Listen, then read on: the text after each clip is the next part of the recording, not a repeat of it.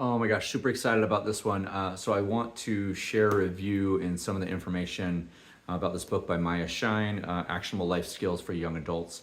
And as a father of 7 kids and someone who works with youth regularly, this is a phenomenal book.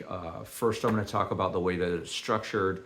Then I'm going to kind of walk you through some of the chapter headings and some of the important information, some of the things that I marked that I just really liked, and maybe a couple of quotes. So first of all, right, I mean, it's a book by Maya Shine, right? And this is really about helping kids turn into adults and taking some of those steps that they need to be out on their own, right? You can see this kind of roadmap here, right? My childhood and all these different things where they get to their own place. And I really like the way that the book is structured. You've got your table of contents at the very beginning. It's laid out very clear, each of the chapters, subheadings, and all of those match what's in the book. And then in the book itself, let me turn to one of the pages.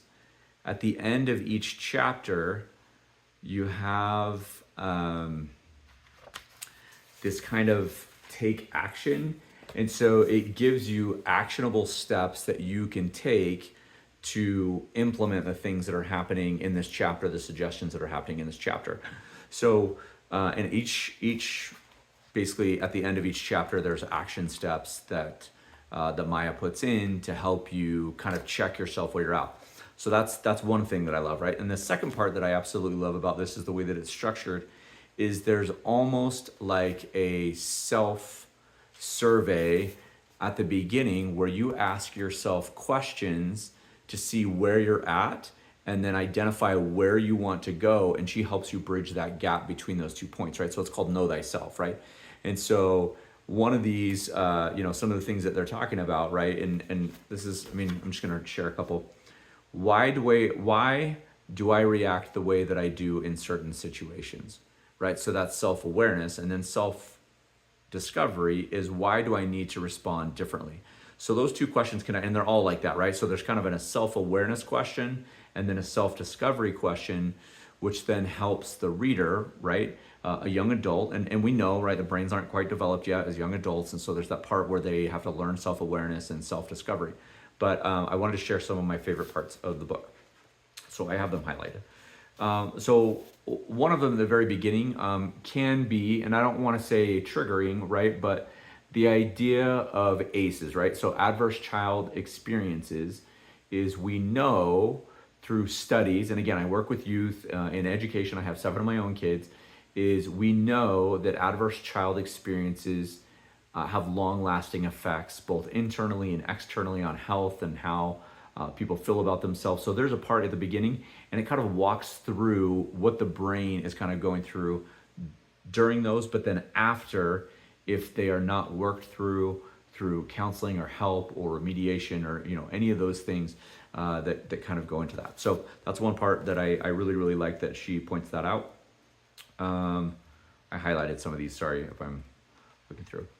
The next one I love is this story about getting a summer job, right? So the story is about Mary Barra, who got a summer job when she was like 17 or 18 working at a General Motors factory.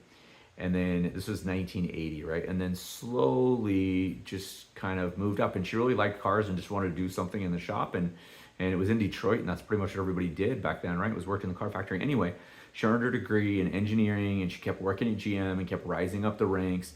And then eventually in 2014, she became the CEO of General Motors. And she was the first woman CEO of, a major car company.